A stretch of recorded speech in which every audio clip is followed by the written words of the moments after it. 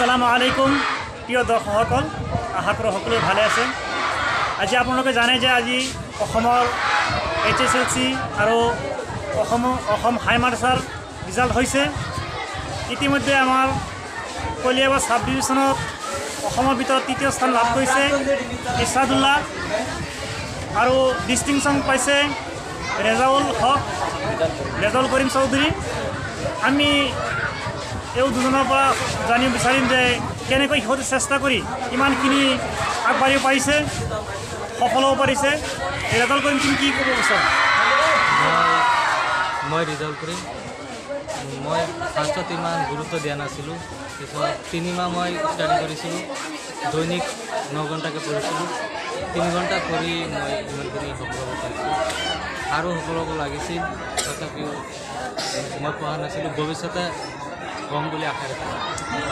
তুমি যে ইমানখিনি আগবাঢ়িছা, কাৰ যোগেৰে আগবাঢ়িছা? শিক্ষকসকলে না তুমি নিজৰ প্ৰচেষ্টাৰে আগবাঢ়িছা?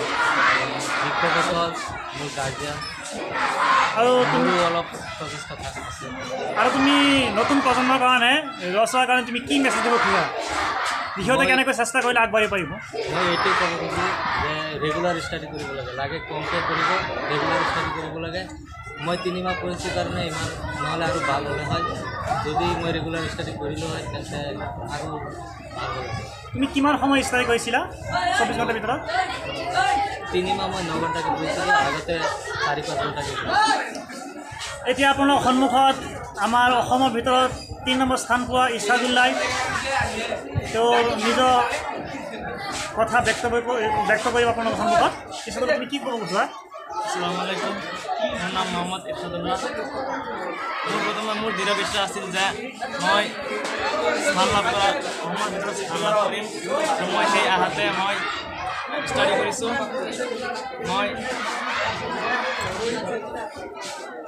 তুমি কিমান সময় ষ্টাডি কৰিছিলা?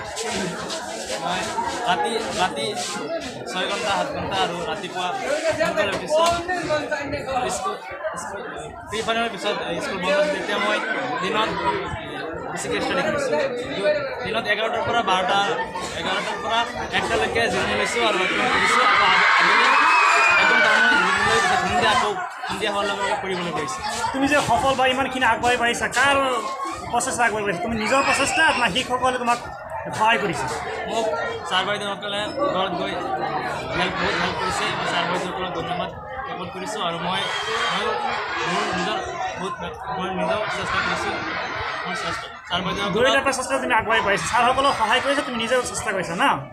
ঠিক আছে। এতিয়া আপোনালোকে জানিব পাৰিছে যে ৰেজাউল কৰিম আৰু ইছাদুল্লাহৰ পৰা যে সিহঁতসকলে বহুত চেষ্টা কৰিছে, বহুত মেহনত কৰিছে, যাৰ কাৰণে আমাৰ কলিয়াবৰ মহকুমাৰ ভিতৰত স্থান লাভ কৰিব পাৰিছে, সুনাম কৰি আনিব পাৰিছে। আপোনালোকে সিহঁতক চাব পাৰিছে। আশা কৰোঁ আপোনালোকে সিহঁতক মৰম দিব আৰু সিহঁত যাতে ভৱিষ্যতে আগবাঢ়ি যাব পাৰে, আপোনালোকে সিহঁতক সহায় কৰিব।